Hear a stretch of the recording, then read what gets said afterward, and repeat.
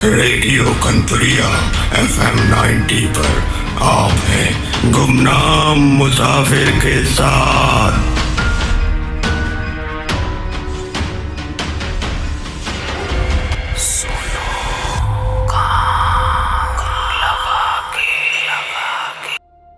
बबीता की शादी मानो घर वालों के लिए आफत ही बन चुकी थी।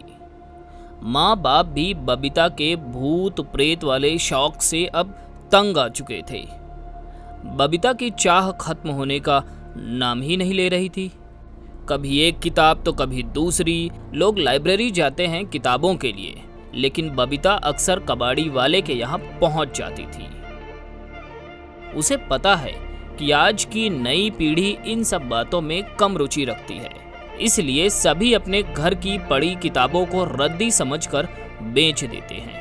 लाइब्रेरी में ना सही, कबाड़ी में तो पक्का किताब मिल ही जाएगी। अपने कमरे में बबीता ने एक लाइब्रेरी बना रखी थी और उसी के साथ था एक संग्रहालय। हाँ, यही कहना ठीक होगा। प्लेन चिट, मोमबत्तियाँ, भूतिया पोस्टर, जाने और भी क्या क्या। अजीबो गरीब था वहाँ का माहौल। दिन रात पढ़ना, फिल्में देखना, बस यही थी बबीता की जिंदगी। माँ सुचित्रा और बाबा उमेश की चिंता अब दिनों दिन बढ़ती जा रही थी। बबीता के इन्हीं शौक की वजह से उससे किसी की बनती भी नहीं थी। रिश्ते तो आते थे, मगर बबीता के विचार और शौक सुनकर सब भाग जाते थे। कहते हैं ना कि जोड़ियां ऊपर से बनकर आती हैं। बस ऐसा ही कुछ हुआ रायपुर के वन विभाग के विराट रस्तोगी का, जिसका रिश्ता बबीता से तय हो गया और शादी भी हो गई। दोनों की जोड़ी एकदम सही। जितनी भूत प्रेत की बातें बबीता करती थी, उतनी ही विराट भी करता था। विराट के लिए थी तो सरकारी नौकरी, लेकिन काम से वापस आने के बाद विराट बबीता के साथ बैठकर कुछ अध्ययन करता और नया करने की उत्साह रखता था। कभी कभी दोनों बैठकर प्लान चिट भी करते, आत्माओं को बुलाते। कुछ इसी तरह से जीवन की गाड़ी चल रही थी। दिन बीतते गए और ट्रांसफर के बाद बबीता अब गुजरात और राजस्थान के बॉर्डर पोलो फॉरेस्ट आ गए। एक छोटा सा कॉटेज इन दोनों के लिए वहां जंगल शुरू होने के पास ही दे दिया गया। ये जगह ज्यादा अच्छी थी क्योंकि हर दिन यहाँ नए नए लोग आते रहते थे। यूं तो सब ठीक ठाक रहता, मगर जैसे ही कोई परिवार वहाँ आता तो बबीता को अपनी सूनी गोद खलने सी लगती। शहर शहर घूम घूम कर कई डॉक्टरों और हकीमों को दिखाया, मगर कोई फायदा नहीं हुआ। विराट तो कितनी बार ही गोद लेने की बात करता, मगर बबीता ही मना कर देती। उसे माँ बनने का वो एहसास चाहिए था। धीरे धीरे अपने बच्चे से लगाव चाहिए था। दिन रात पूजा पाठ में बीत जाता। अनगिनत व्रत किए, पर हमेशा ही असफलता हाथ आती। ऐसे ही दिन बीतते गए और 2 वर्ष बीत गए। अपने किताबों की दुनिया में तो वैसे भी दोनों ही खो जाया करते थे। यूं ही एक दिन बबीता के हाथ में एक किताब आई। तंत्रों से भरी पड़ी थी किताब। सम्मोहन, वशीकरण, भूत प्रेत, न जाने क्या क्या था उसमें। पढ़ते पढ़ते बबीता इच्छा शक्ति वाले पेज पर पहुंच गई। मगर हमें क्या करना है इन बातों से? तुम समझ नहीं रहे विराट। कहीं तुम्हारा इशारा इस पर तो नहीं? बबीता ने पेट पर उंगली दिखाते हुए कहा। हाँ, वही तो कह रही थी। दिमाग खराब हो चुका है तुम्हारा।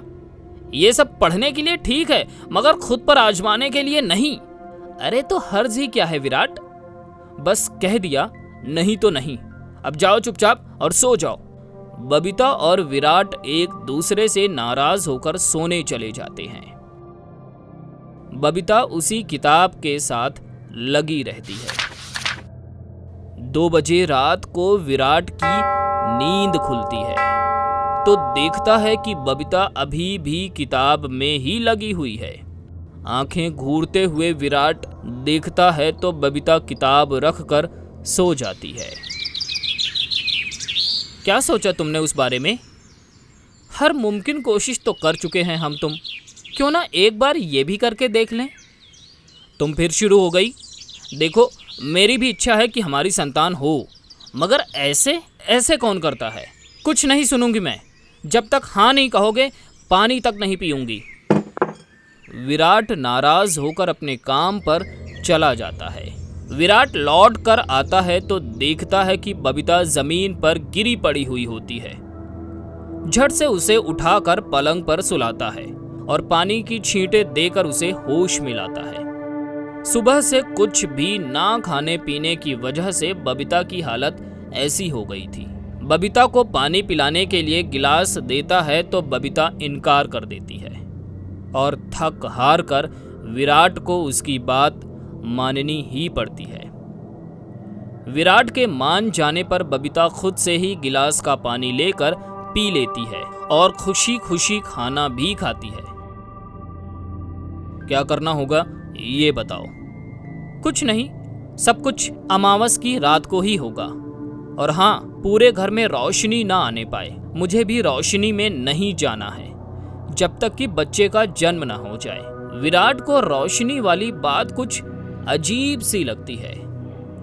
तंत्र साधना के अनुसार लिखी सारी सामग्री लाकर एक कमरे में लगा दी जाती है।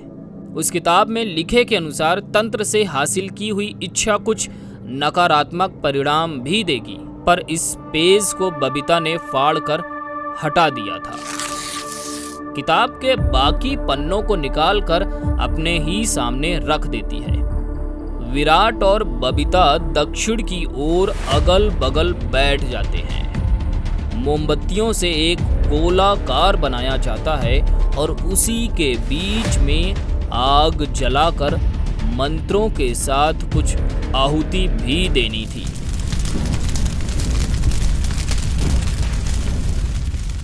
और फिर यही क्रिया अगले अमावस पर। बबीता बहुत खुश थी। विराट बबीता की खुशी में खुश था।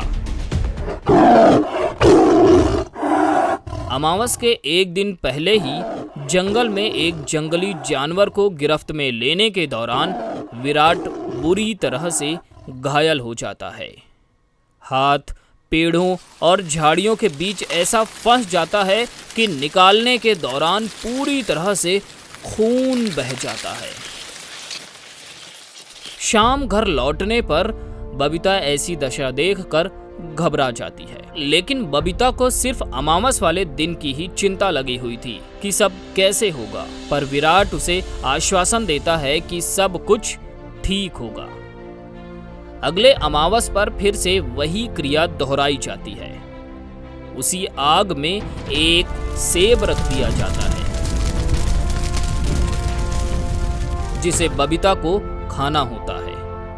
आहुति के दौरान आग की तपिश से विराट के हाथों में लगी चोट के घाव फिर से ताजा हो जाते हैं और उनमें से खून रिसने लगता है। आहुति तो घी की होनी थी, पर साथ ही साथ खून की भी हो गई थी। घी से तो नहीं, मगर खून की बूंदें पड़ते ही आग धधक उठी। आग के ठंडे हो जाने पर सेब खाकर सो जाते हैं। एक सप्ताह बीतने पर बबीता को अपने भीतर कुछ आभास सा होता है। टेस्ट करने पर बबीता गर्भवती दिखती है। बबीता और विराट बहुत ही खुश होते हैं। बबीता किताब की लिखी हर बात को नियम पूर्वक करती रहती है। अभी एक ही माह हुए थे कि बबीता को अपना पेट कुछ बाहर सा दिखने लगा। बबीता खुशी के मारे ये भूल गई कि ये सामान्य नहीं है। जब उसने विराट से कहा, विराट देखो मेरा पेट कुछ बाहर सा है ना, इतनी जल्दी?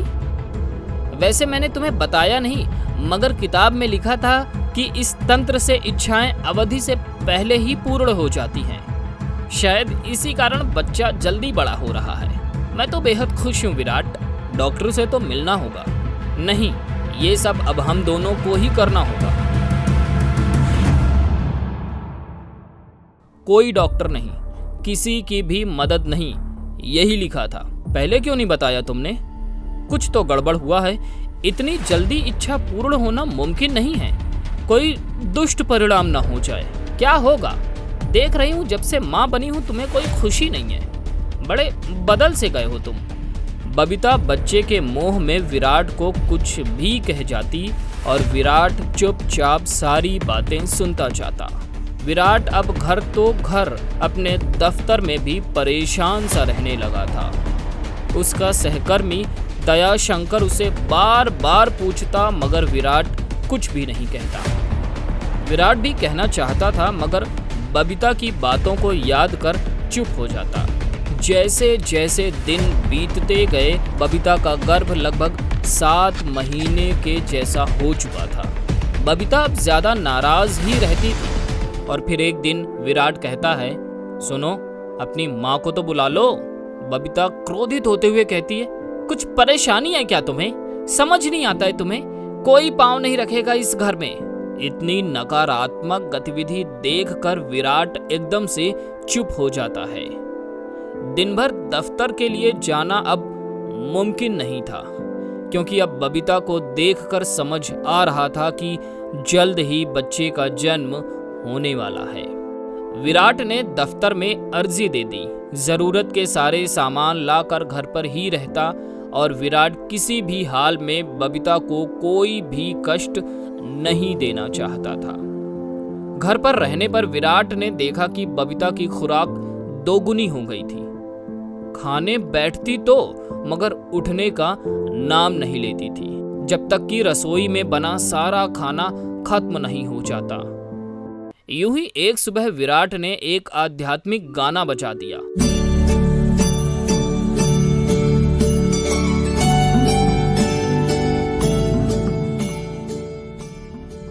गाने की आवाज जैसे ही बबीता के कानों में पड़ी तो वो एकदम से चिल्ला उठी, बंद करो इसे, मैं नहीं सुनना चाहती, अभी के अभी बंद करो। विराट को समझते देर नहीं लगी कि सब कुछ उल्टा हो चुका है। नकारात्मक ऊर्जा से घिर चुकी है बबीता। अपने किताब को पढ़ते पढ़ते जाने कब उसकी आंख लग गई। आधी रात बबीता अपने पेट को पकड़कर कसमसाने लगती है। विराट, बहुत दर्द हो रहा है विराट, मुझसे बर्दाश्त नहीं हो रहा है। बबीता के पहने हुए कपड़ों पर खून ही खून साफ साफ नजर आ रहे थे। अरे खून कैसा? हे भगवान, डॉक्टर को भी नहीं बुला सकता? क्या करूं कुछ समझ नहीं आ रहा है, कुछ गलत ना हो जाए, मुझे ही कुछ करना होगा। बबीता की चीखें पूरे घर में गूंज रही होती है। थोड़ी देर बाद बच्चे की भयावह आवाज सुनाई देने लगती है। ये सुनकर विराट डर जाता है। खून से लिपटे हुए बच्चे को देखकर वो समझ नहीं पाता है। बच्चे को एक कपड़े से साफ करने के बाद विराट के होश उड़ जाते हैं। बच्चा कोई आम बच्चा नहीं, एक शैतान जैसा बच्चा पैदा होता है। हाथों की कलाइयों से 2 हाथ निकले होते हैं। नाखून पहले से ही बड़े बड़े होते हैं। आंखें खूनी लाल और मुंह में पहले से ही दांत होते हैं। बबीता कहती है, कैसा है बच्चा? देखा आपने? बताइए। लड़का है मगर क्या विराट? मगर बच्चा इंसानी नहीं, शैतानी ताकत से पैदा हुआ है। मतलब बच्चा सामान्य नहीं है। बबीता उड़ते हुए अपने बच्चे को विराट के हाथों से ले लेती है। विराट बच्चे को देकर पीछे हट जाता है। बबीता की आंखों पर तो मानो मोह का पर्दा आ जाता है। उसे तो कुछ भी गलत नहीं दिख रहा था। बबीता अपने बच्चे को देखकर हंसती है और अपनी उंगली का एक छोर अपने दांतों से काट देती है। उस उंगली से खून निकलने लगता है। उसे लेकर विराट की ओर देखते हुए बच्चे के मुंह में डाल देती है। बच्चे की नजर और बबीता की आंखें दोनों ही विराट को घूर रही होती हैं।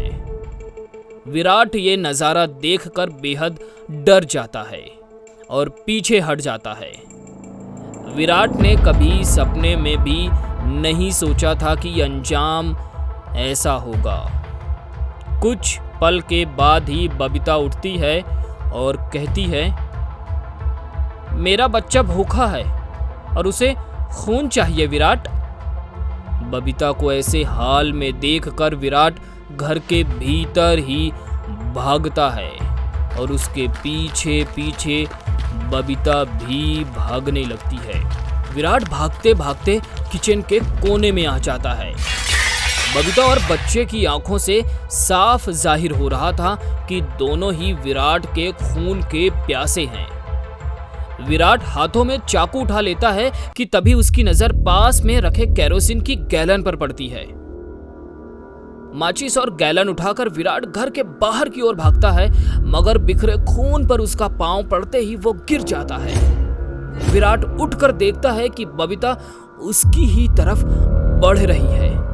विराट खुद को इतना लाचार महसूस करता है कि डर के मारे गैलन का तेल बबीता और बच्चे पर छिड़क देता है।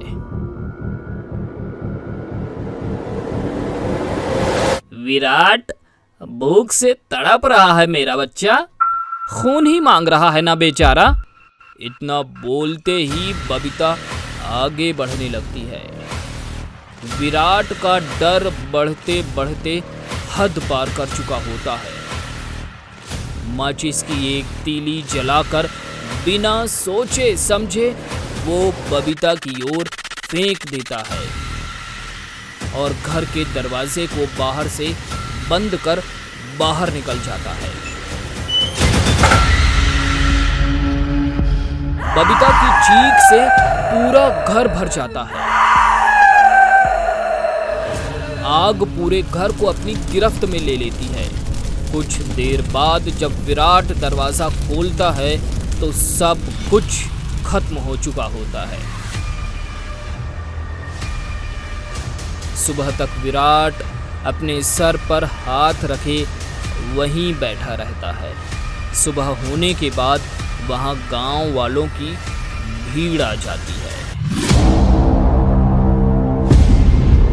और दया शंकर भी। दया शंकर कहता है, ये क्या हुआ साहब? मुझे पुलिस स्टेशन ले चलो दया, सब कुछ खत्म हो गया, बस मुझे पुलिस स्टेशन ले चलो। विराट खुद को पुलिस के हवाले कर देता है। अपनी जुबान को बंद रखकर इस मौत को राज ही रहने देता है। आप सुन रहे हैं गुमनाम मुसाफिर, रेडियो कनपुरिया FM 90 पर। रेडियो कनपुरिया 90.4 सुनो कान लगा के।